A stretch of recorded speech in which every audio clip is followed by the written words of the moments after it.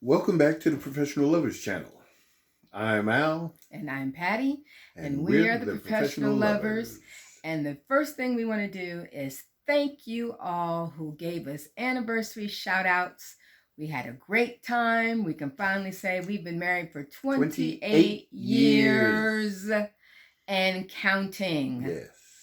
So thank you again. We appreciate all of the kudos and the wishes for many more. Yes, appreciate because that. We're planning to have many more.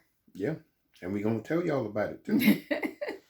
And we are sharing with you some of what we have learned and discovered about relationships and marriage through our own journey, and with our book here, Becoming a Professional Lover, as we share those things through the lens of Married at First Sight. Wow. So tonight, we actually kind of got to it a little late. We missed about the first 20 minutes of it, but I think we got a gist of everybody's feeling this particular week. So we don't know, we usually go in the order of the couples that as they were profiled on the show, right? So we don't really know that, but I want to do it different anyway, because there's one couple that we're going to spend probably an inordinate amount of time on, just because of their issue was like the main topic of tonight's show. So I thought maybe if we could start with the couples that didn't have a lot going on, and we can kind of get through them quickly. And then, so we're kind of going to go backwards. Okay. Starting with Mirla and Gil. Wow. Because we didn't see Gil hardly at all. Who would have ever thought that they would be the couple with the least? And that takes me to the comments that we had. One of the comments that we had last week. Can you bring it up, honey? Yeah. Creative Days. Where is it? Okay. Yeah. Creative Days with Dewana said, it's been so nice to watch the transformation between Mirla and Gil. Surprisingly, they have gone from the bottom of my list to the top. Exactly. They seem to be building relationships, something solid that could actually last. And that's true. True. They both talked to friends tonight. And even though I do understand your word transformation, but I really enjoy using the word in their case as growth. Yeah, and it's really her growth. Yeah. It's her growth and her transformation. And allowing him to grow on her. Because again, I can't say that she hasn't changed, because she has changed. We saw how big of a change she's made with that dog. Really? And wanting one. Okay, going from, I hate dogs. No, you get your own, you keep using your dog walker. Exactly. To walking the dog. And then wanting one of her own. And wanting one of her. That's a major change, because, girl, I'm with you about the whole slobber thing. I can't stand dogs that slobber like that. And that would, I'm with you. Yeah, everybody learned Pavlov's theory. That's okay. But anyway, that's indicative of a major change for her. True. Huge. And it's funny because, when she was talking to her friend calling her out, you bougie. Girl, you spend too much money. Everybody knows her. Everybody that knows her knows her. And what I appreciate about Gil compared to other men that we're going to talk about later on is that he has allowed her to be her. Yeah. Because again, from the very beginning, he said, just from observing who she is, he realized what she was about. There was no hidden agenda. She was upfront and about what she was about.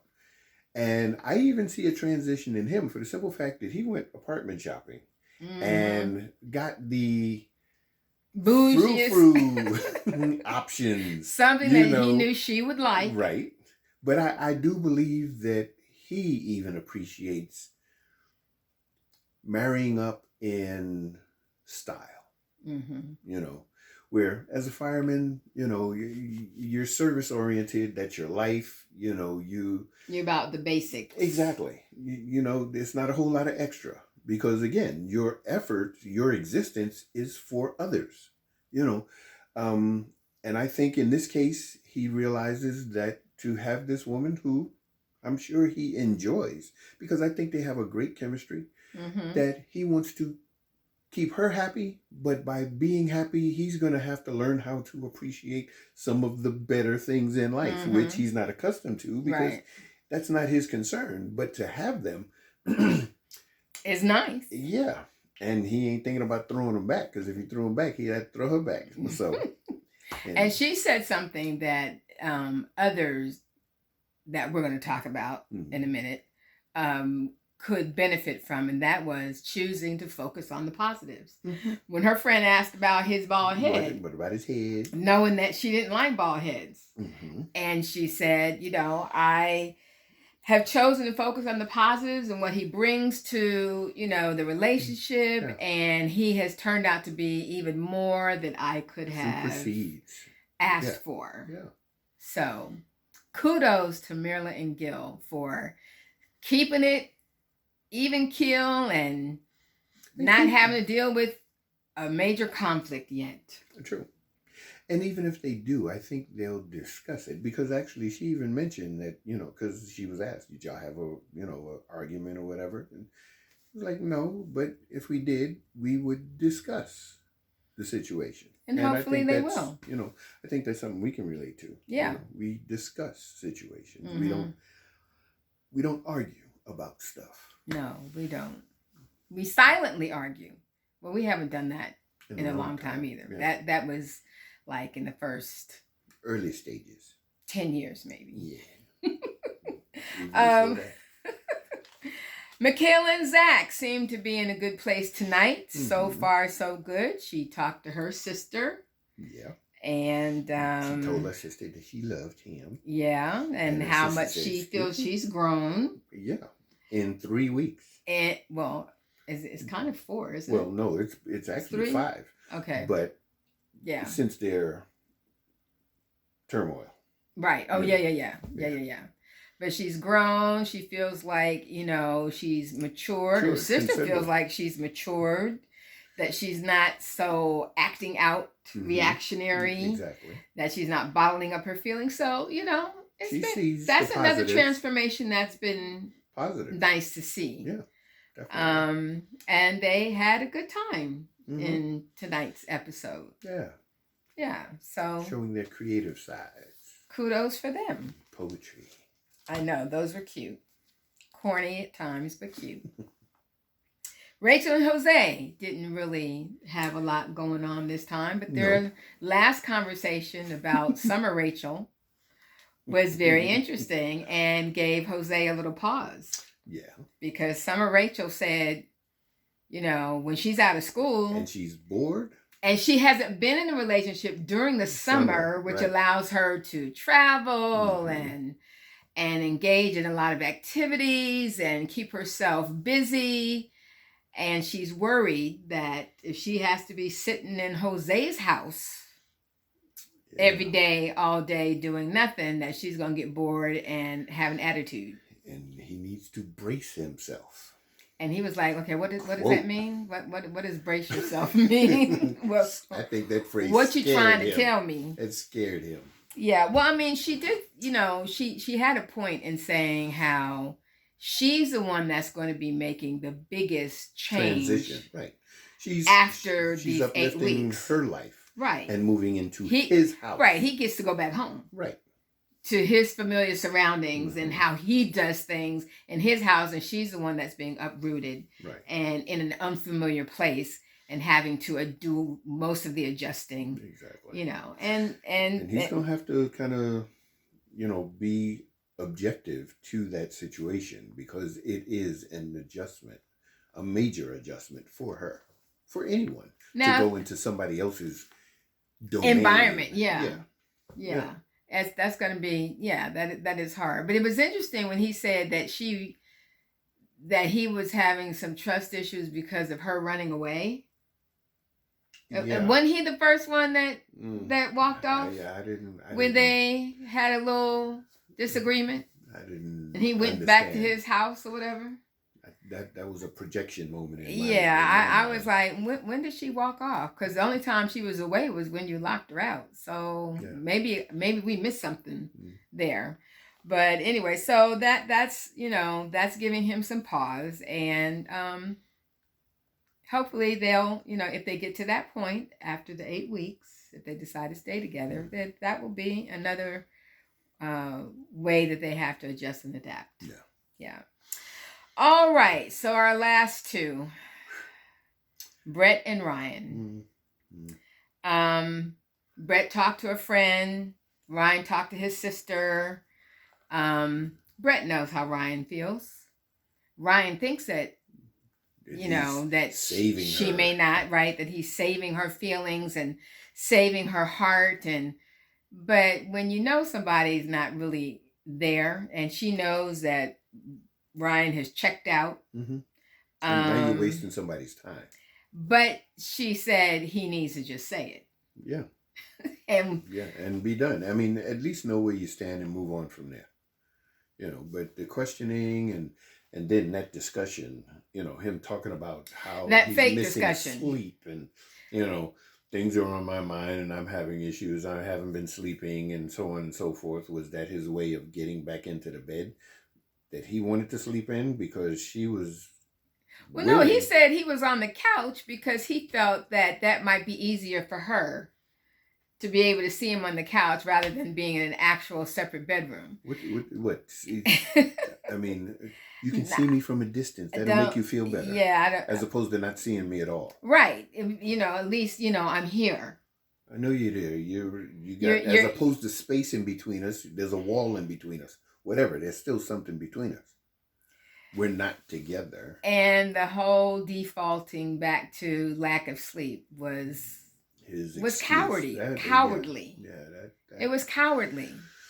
Now, I understand Ryan wanting to not hurt Brett, but not saying how you're really feeling, and you don't have to say it in a way that puts a person on the defensive.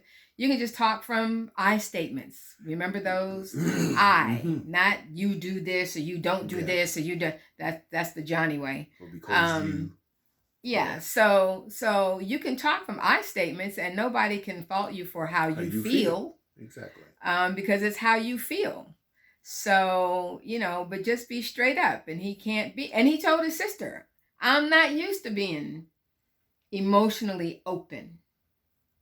And she said, I thought he would have transitioned into marriage better, but obviously he has not. Yeah. So these are issues that he has had and that are keeping him from, he thinks he's being open, but he's really not, because he won't do anything to create a spark. She's doing all the work. And, it baffles me to want something to happen when you're not willing to initiate a happening. I mean, it takes you're a partner. It takes an effort on your part for something to happen between the two of you. He's willing to do absolutely nothing, and he's wondering when it's going to happen. When am I going to feel a certain way? Well, what are you doing to make yourself what are you doing to put yourself in a position to feel any kind of way? As you said, when you do nothing, you get nothing. And, he, along with our next person, Johnny, is looking at all the negatives. She's messy, and she is kind of messy. But she's messy. But his sister caught him and called him out. If this was a Victoria model, secret model, and she was messy like that, and left the dishes in the sink, and left her clothes strewn all on the floor, would you be having the same issue? No, I'd be cleaning them dishes up with a smile on my face. Okay, very shallow, superficial, very shallow. Okay, and telling about where his mentality is. And I don't know. And not saying anything to her is not giving her any kind of a chance to make any adjustment, as though she hasn't made any already. True. Because he's the outdoors guy. She's not. And she planned an athletic type. Loved and I mean, what more do you want when a person goes out of their way knowing that this is not my element, but I'm willing to do it for you because I know it'll do something for you? Yeah. It's just selfish.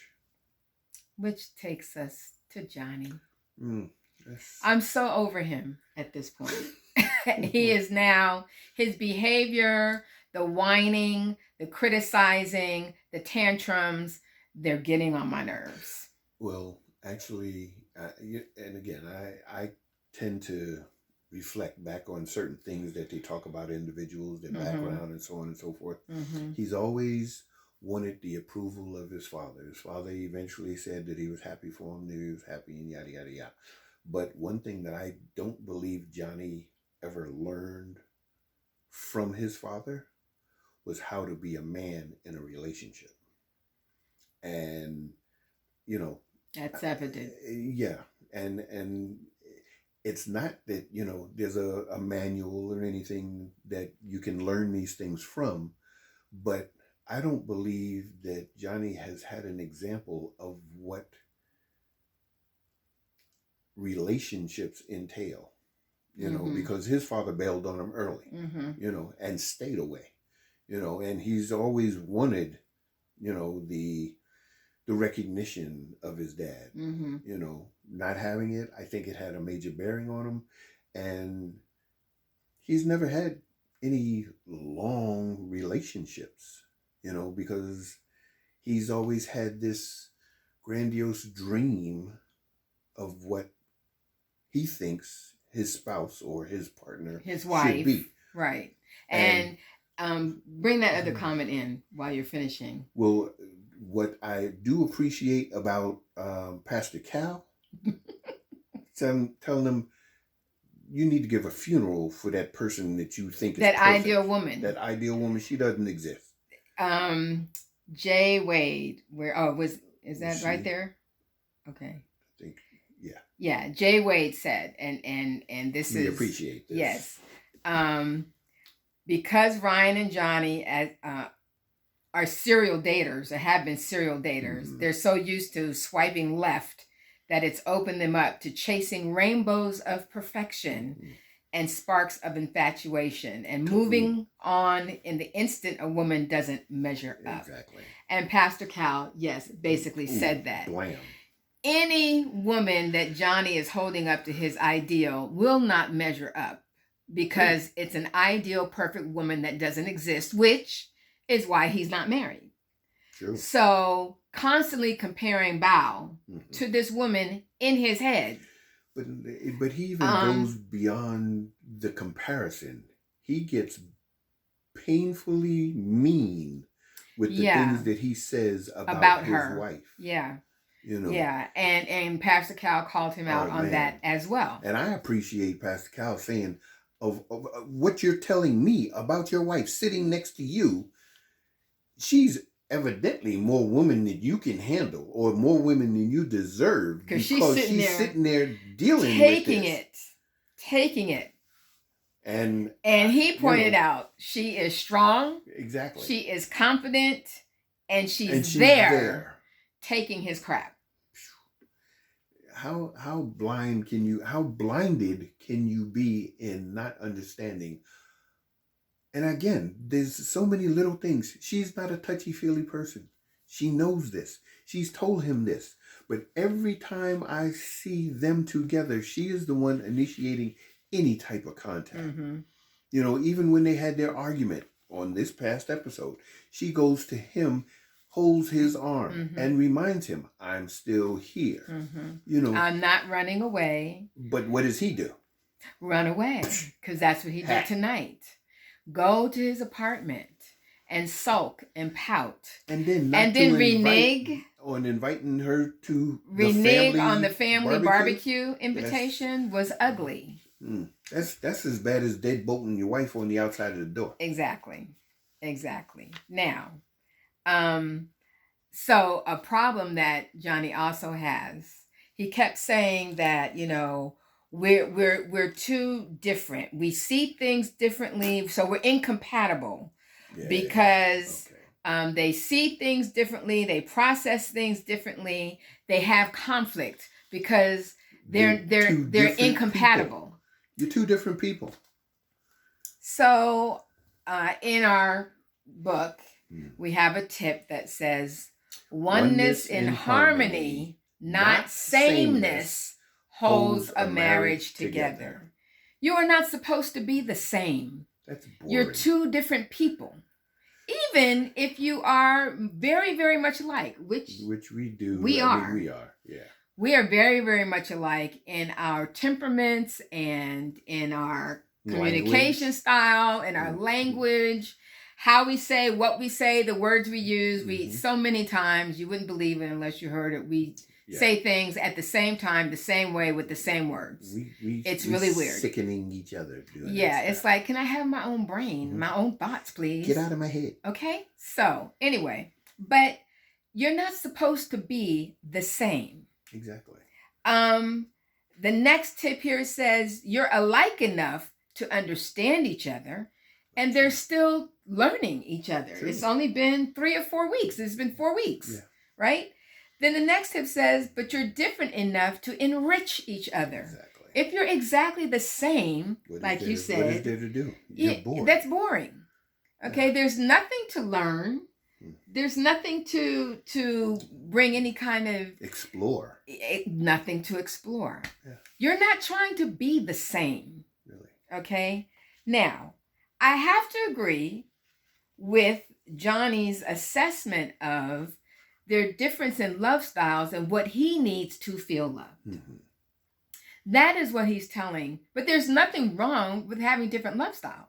True. And again, he seems to think that because their love styles are different, then that means they're incompatible. No, it doesn't. What it means is each of you have to be other-centered. So he's asking for Bao to be other-centered by initiating, including him in activity, initiating romance, initiating physical contact, because that's what he needs. But there's been no discussion about what he can do in her love languages, which are gifts and service. No discussion about that. Yeah. What have you done for her lately? It goes both ways. All right. And don't get me wrong. I mean, I'm not bashing the guys, but I'm bashing the behavior. Exactly. That's exactly it. We're bashing the behavior. Because there is no way that, as far as I'm concerned, I think Bao and her effort and her communication, even being vulnerable to say, I don't totally understand you, so I'm doing what I know to do. Okay, it may not be what you like, but just let me know what it is and I'll work on it. I'm willing to work on it. And she says that. I'm here. I'm willing to try. But if all you get back... I have yet to hear him say what he is willing to try to make her happy. Exactly. Because you cannot tell me that she's happy after hearing all of the things that are so negative and so bitter and so hurtful. And that's what I was going to say. How long can you hear somebody criticize you and talk about all the negatives about you, complain, and tell you that he wished he were married to anybody else but you? Really? And be wanting to initiate anything. So when Pastor Cal says he is sabotaging his relationship and trying to find ways to discredit the relationship, he's doing that because he doesn't want to be there. Well, no. And he wants to give himself a fair out. It's not, there's nothing fair about that. No, in his mind. He wants to give himself an out. No, an out. And he could care less if it's fair. Because, again, commitment has never been his strong point. Right. And now that the commitment door, the back door, has been closed, because now you're legally married. So, now for this relationship, what are you willing to do? Because under any other circumstances, any dating or whatever it is that he's been involved in, things went wrong, he was out. But he's been doing that now anyway. Well, but he has to come back. Well, at least for 8 weeks. So we agree with him on the fact that love isn't love until your spouse says so. That you should love your spouse his or her way. Mm-hmm. And that if you don't, loving your spouse your way is selfish. So while he is so intent on having Bao love him his way, he needs to also learn how to love Bao her way. And loving anybody is not criticizing them, regardless of what they're trying to do, because what they are doing is trying. Right. So I'm over him. I don't know if it's going to get better at the end of their, in the bed session when they decide to talk before going to sleep. The barrier in the middle was back, his pillow. And it's just, he needs some counseling. He needs a lot of counseling. He needs a lot of counseling. So it's unfortunate. I don't hold out a whole lot of hope for that, but we'll see what happens. He claimed that he was going to try. Yeah. We'll see how much trying he does, because so far he hasn't been doing too much. And with that, we are done. Yeah, okay. Yeah. Till next week. So we hope that you will leave comments again. We hope that you will like the video, that you will share the video.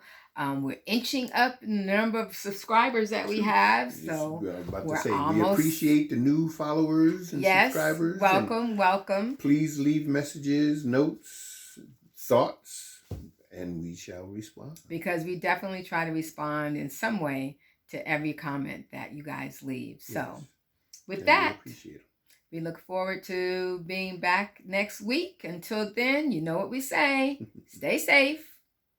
Peace. And enjoy.